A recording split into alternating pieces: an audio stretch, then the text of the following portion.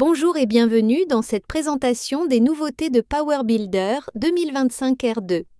Nous remercions Bruce Armstrong de nous avoir autorisé à traduire et diffuser cette vidéo en français. Voici l'agenda. Nous allons parler des changements dans l'éditeur de code, du support des pays dynamiques, des améliorations de l'IDE en termes d'ergonomie et de productivité, du runtime multilingue, du support des images SVG, des améliorations de Crypter Object, des améliorations de web browser, des améliorations de Ribbon View, des améliorations du SMTP client, des améliorations des data windows et du data store, des améliorations du jump, de la suppression des dépendances à .NET 4.8, des améliorations du contrôle de source, du support de SQL Server DateTime 2, des améliorations du format solution, des flags de sécurité avancées pour les exécutables, et des nouvelles fonctionnalités Power Server et optimisation de Power Client. En ce qui me concerne, je travaille avec Power Builder, Oracle PLSQL, Java, C# et C++ et je contribue au projet open source PFC. Et voici quelques mots sur l'entreprise pour laquelle je travaille. Dans l'éditeur de code, il y a désormais des marques d'erreur et d'avertissement. Les erreurs de syntaxe sont soulignées par une ligne ondulée rouge. On dispose maintenant d'une sélection rectangulaire ou par colonne pour sélectionner du texte en bloc rectangulaire et faire de l'édition par lot. Il suffit de maintenir Alt enfoncé en faisant glisser la sélection. L'espace virtuel permet de placer le curseur à droite d'une ligne au-delà de sa fin. Les blocs de code personnalisables permettent de déclarer des régions avec #région et #endregion pour créer vos propres blocs repliables. Le pliage et dépliage du code, aussi appelé outlining, a été amélioré. Il y a maintenant une option pour formater un document ou une sélection. Une nouvelle option permet d'utiliser Alt-haut et Alt-bas pour déplacer les lignes sans couper-coller. Et nous avons maintenant la navigation par curseur, comme dans un navigateur web. Imaginons que vous travaillez dans une zone de code et que vous remontez pour vérifier les déclarations de variables. Au lieu de scroller pour retrouver où vous étiez, vous pouvez utiliser la navigation par curseur pour revenir directement à votre position de départ. Les signets sont maintenant accessibles depuis le menu principal, le menu contextuel et la barre d'outils. La fonction « Remplacer tout » affiche maintenant le nombre de remplacements effectués. La fonction « Renommer le symbole » permet de renommer des variables, fonctions ou objets dans un script. Il suffit de faire un clic droit et de sélectionner « Renommer ». Notez que cela ne s'applique qu'aux documents ouverts, pas à toute l'application. Les infos rapides ont été complétées. Des infobulles manquantes ont été ajoutées pour certaines fonctions, variables et classes. L'aide sur les paramètres a été améliorée. Certains appels de fonctions n'affichaient pas d'indication sur les paramètres attendus. L'autocomplétion supporte maintenant les membres d'énumération, les fonctions globales, les variables et les structures. Les URL sont maintenant cliquables. Si vous avez saisi une URL dans l'éditeur, vous pouvez faire CTRL-clic pour l'ouvrir.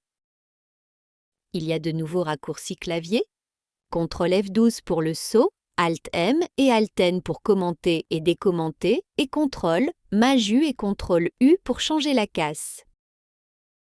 Passons au support des pays dynamiques. Le support des résolutions élevées a été ajouté dans PB 2025, mais la résolution ne changeait pas dynamiquement quand le DPI changeait. Désormais, quand l'échelle change, les fenêtres s'adaptent automatiquement au nouveau DPI. Une nouvelle fonction getDPI for Windows indique le DPI actuel et un nouvel événement DPI Changed se déclenche quand le DPI change. L'IDE supporte maintenant les thèmes. On parle bien de l'IDE, pas de l'application. Vous avez 3 options, Flat Design Dark, Flat Design Light et Do Not Theme qui correspond à l'apparence d'origine. Vous pouvez basculer entre les thèmes sombres et clairs sans redémarrer. Mais vous devrez redémarrer l'IDE pour passer à Do Not Theme. Quand vous êtes dans le Database Painter et que vous ouvrez la fenêtre SQL pour écrire du code, l'exécuter, voir le résultat, l'interface vous indique maintenant quelle connexion vous utilisez. La fenêtre d'expression est maintenant redimensionnable pour gérer les expressions longues. La fenêtre de migration a été améliorée, agrandie de 150% et rendue redimensionnable. La fenêtre de débogage a été modifiée. Elle est aussi redimensionnable et dispose du retour à la ligne automatique. La fenêtre Search Library Entries a été améliorée. Le champ recherché a maintenant un historique comme le champ « Trouver », ce qui facilite la répétition d'une recherche. Et vous pouvez limiter la portée à certaines PBL. Donc, si vous savez dans quelle PBL se trouve le code recherché, vous pouvez sélectionner cette PBL plutôt que de chercher dans toute l'application.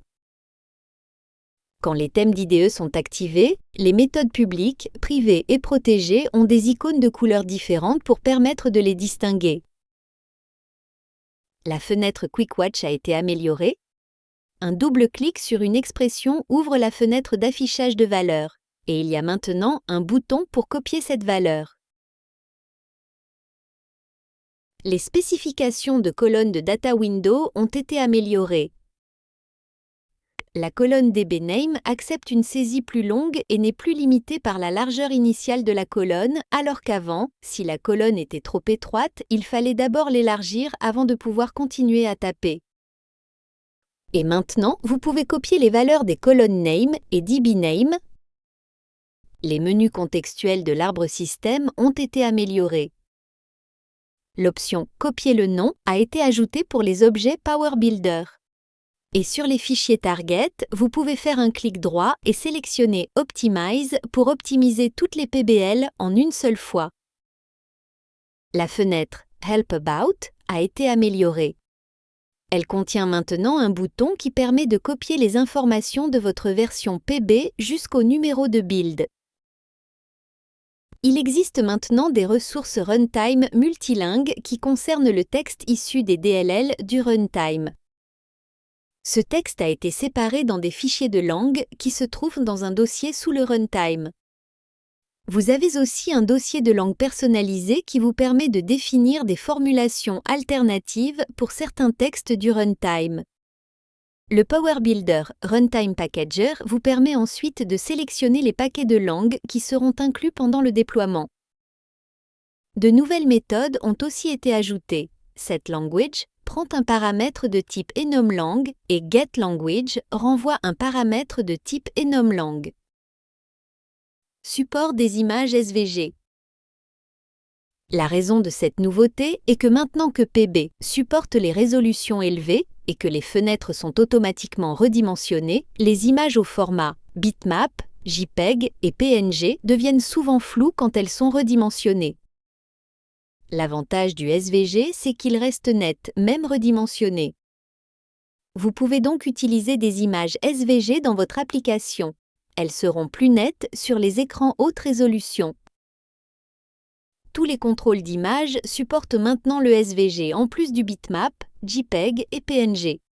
Si vous voulez utiliser des images SVG, vous devrez utiliser le nouveau fichier runtime pbsvg.dll. Le nouveau thème, Flat Design Blue SVG, inclut des images SVG. Il y a quand même quelques limitations qui méritent d'être mentionnées. L'icône de l'application et l'icône de la fenêtre ne supportent pas le SVG.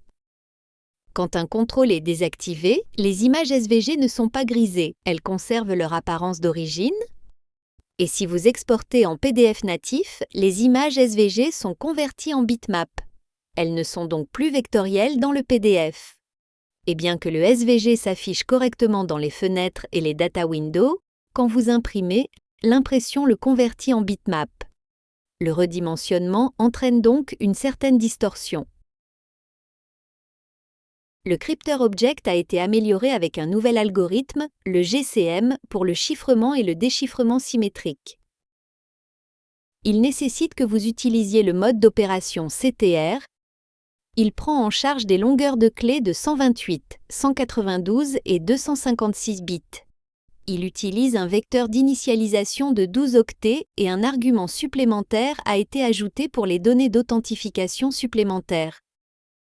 Les fonctions symétriques encrypt et symétriques decrypt ont été modifiées pour ajouter cet argument et supporter ce nouveau type d'algorithme. Pour la signature et la vérification asymétrique, notamment Asymmetric Verify Sign, il y a un nouvel argument pour la norme de signature. Il supporte PKCS 1 version 1.5, qui est la valeur par défaut, PSS étant l'autre option disponible. Il y a aussi un nouvel argument pour l'algorithme de hachage qui accepte SHA-1, 224, 256, 384, 512, ainsi que SHA-3, 224, 256, 384 et 512. Le web browser a été amélioré. La propriété DevTool détermine si l'outil développeur intégré au navigateur est activé. Par défaut, c'est True. Assurez-vous de le passer à False dans vos applications déployées. La propriété Password Autosave est également une nouveauté et détermine si le navigateur affiche l'invite pour enregistrer le mot de passe.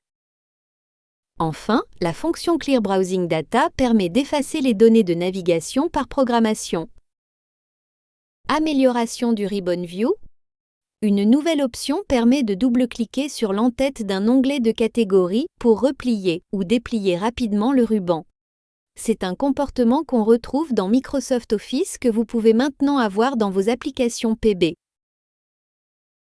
Les infobulles de la barre d'outils d'accès rapide s'affichent aussi dans la barre des tâches Windows. Et une nouvelle propriété, Toolbar Item Space, similaire à la propriété d'espacement des menus, permet d'ajouter de l'espace entre les boutons. Le SMTP client a été amélioré. La fonction Add Attachment permet maintenant de fournir un blob plutôt qu'un fichier comme pièce jointe. Vous avez donc un argument FileBlob et un argument FileName qui permet de préciser son nom. La propriété Delivery Receipt permet de demander un accusé de réception pour un email envoyé. De même, vous pouvez demander qu'un accusé de lecture vous soit envoyé si le destinataire autorise cet envoi. Dans la Data Window et le Data Store, il existe désormais une méthode des WObjects qui prend en paramètre le nom des colonnes de données, des champs calculés ou des contrôles et retourne un des WObjects qui référence ces éléments pour des opérations ultérieures. Amélioration du jump. Une option a été ajoutée au menu principal. De nouveaux raccourcis clavier ont été ajoutés. Le raccourci CTRL F12 permet d'exécuter la commande Jump et la navigation par CTRL-clic est désormais disponible. Concrètement, si vous êtes dans votre code et que vous voyez une variable sans savoir s'il s'agit d'un long, d'un integer ou d'un autre type, vous pouvez faire CTRL-clic dessus. L'éditeur vous ramène alors directement à la déclaration de cette variable où vous pouvez voir son type de données. On a aussi la reconnaissance basée sur la position du curseur. En clair, pour sauter vers une déclaration, plus besoin de sélectionner le mot en entier. Le système détecte le mot où se trouve votre curseur et fait le saut directement. La dépendance à .NET 4.8 a été supprimée. Par ailleurs, le fichier sybase.powerbuilder.netinterop.dll a été renommé en appion.powerbuilder.netinterop.dll. De nouveaux fichiers runtime ont aussi été ajoutés. Il s'agit de deux fichiers JSON de configuration, deps et runtime config, ainsi que de la DLL nethost. Tous ces fichiers se trouvent maintenant dans le répertoire runtime. Auparavant, le fichier sybase.powerbuilder.netinterop.dll se trouvait dans le même répertoire que l'exécutable de l'IDE PB. Maintenant, plus besoin d'enregistrement COM, il suffit juste de déployer les fichiers runtime. Amélioration du contrôle de version. On peut désormais faire un git rebase. Concrètement, voici ce que ça fait. Le système met de côté vos modifications locales, effectue un pull pour récupérer les derniers changements de la branche, puis réapplique vos modifications par-dessus. L'intérêt, c'est d'éviter les conflits de fusion au moment du commit. Donc plutôt que de découvrir les conflits au moment du push, vous pouvez les anticiper. D'abord, vous récupérez les derniers changements, vos commits locaux sont réappliqués, et enfin, vous gérez les éventuels conflits à ce moment-là. Vous avez aussi Git Fetch qui récupère les modifications de la branche distante sans modifier votre travail en local. Ça vous permet juste de voir ces modifications. Et dernier point, le nom de la branche Git s'affiche maintenant dans la barre d'état. Vous pouvez donc voir facilement sur quelle branche vous travaillez. Le support de SQL Server Datetime 2 a été ajouté. Le Datetime 2 a une précision de 7 chiffres pour les secondes. Donc pour supporter pleinement ce type de données SQL Server, toutes les fonctions Datetime de PB ont été mises à jour pour maintenir ce niveau de précision pour les secondes. GetItemDateTime, GetItemTime et GetDateValue ont donc maintenant 7 chiffres après la virgule pour les secondes. Idem pour toutes les autres fonctions listées. Amélioration du format solution. L'IDE n'effectue plus automatiquement les builds incrémentiels lors de l'exécution ou du débogage. Lors du déploiement, la fenêtre de sortie affiche maintenant le détail des PBD ignorés, ainsi que des statistiques globales sur le déploiement. La consommation mémoire a été optimisée pour les projets très volumineux et plusieurs problèmes dans l'IDE et le compilateur ont été corrigés afin d'améliorer la stabilité et la fiabilité du format solution. L'IDE permet maintenant d'activer des indicateurs de sécurité avancés sur les exécutables. Vous pouvez activer la prévention de l'exécution des données, aussi appelée DEP, la SLR qui randomise l'espace mémoire, le Control Flow Guard qui protège le flux d'exécution et le Safe SEH pour la gestion sécurisée des exceptions. Notez que le Safe SEH ne fonctionne que pour les exécutables 32 bits. Les autres fonctionnent pour le 32 et le 64 bits. Passons maintenant aux nouvelles fonctionnalités de Power Server. Il supporte maintenant l'authentification Windows. Les modes d'authentification disponibles sont Anonymous, qui ne demande aucun identifiant, Integrated, qui utilise la session Windows en cours et qui demande un identifiant si la session pose problème, et User Password, qui demande systématiquement un identifiant et un mot de passe, sans tenir compte de la session Windows en cours. Les méthodes Cloud App Get et Cloud App Set peuvent désormais servir à obtenir ou modifier le mode d'authentification. Et il y a un nouvel événement de création de session qui peut servir à modifier les paramètres avant que la session soit créée. Power Server supporte maintenant les chaînes de connexion sécurisées. Cette fonctionnalité, introduite en 2025 pour les applications desktop, permet d'éviter que les mots de passe et autres informations de connexion apparaissent en clair dans le fichier INI ou dans le code PowerScript. Elle est désormais disponible aussi dans Power Server. Vous pouvez également voir plus de détails sur les licences dans le projet PowerScript. Ça permet de voir facilement quelles licences sont utilisées et de s'assurer qu'on utilise la bonne. Il gère la désinstallation silencieuse de l'appli. Il y a le support multilingue.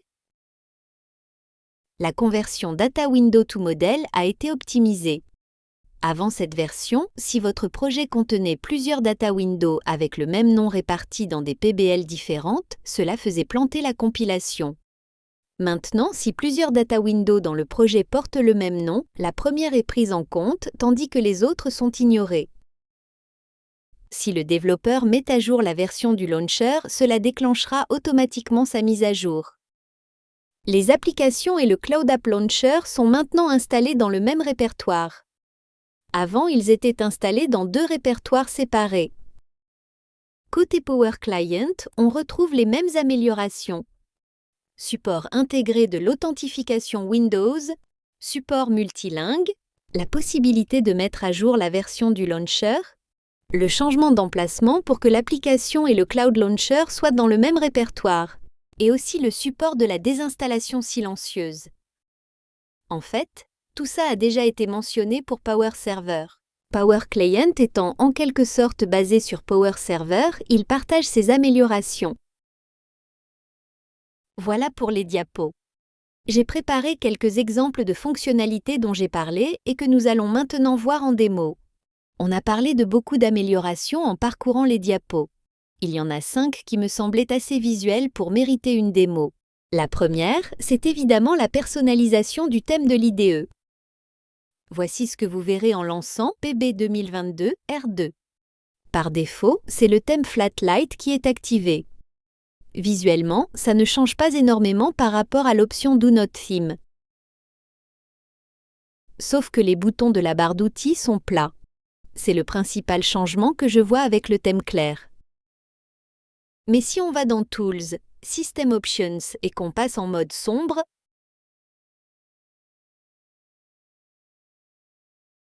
le changement est radical.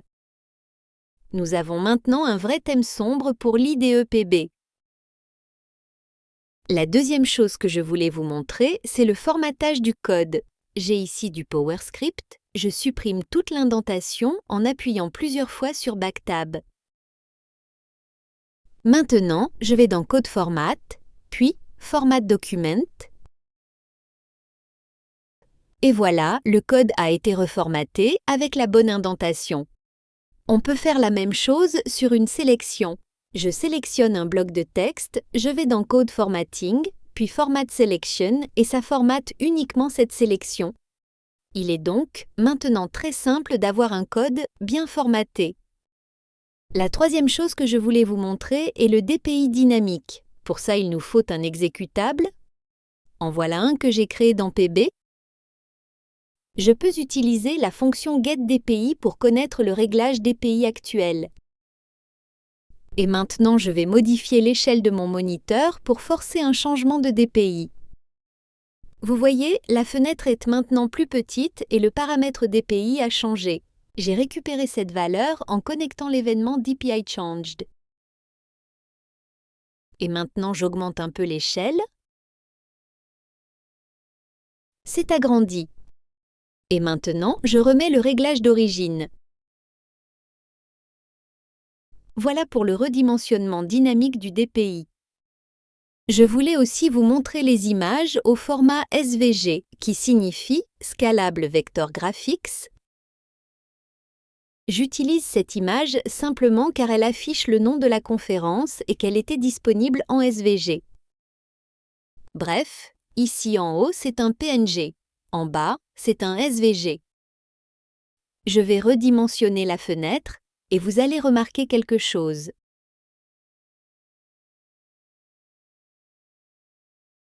Voyez comme les bords du fichier PNG sont flous, surtout les lignes diagonales.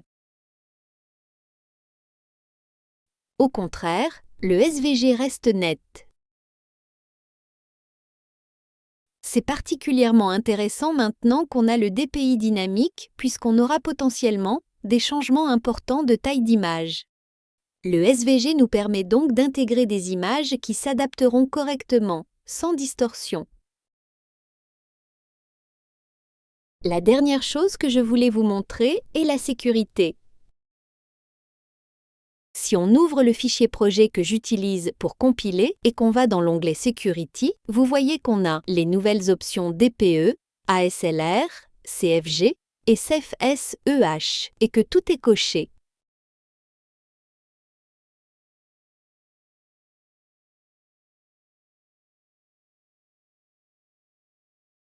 J'ai aussi un script PowerShell que je peux exécuter sur l'application compilée. Et on voit que les mêmes options sont activées sur cet exécutable.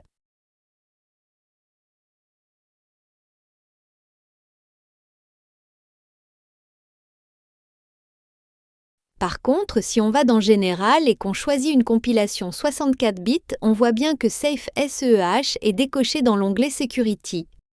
C'est parce que cette option ne s'applique qu'aux applications 32 bits. Voilà, c'était les 5 points que je voulais vous montrer.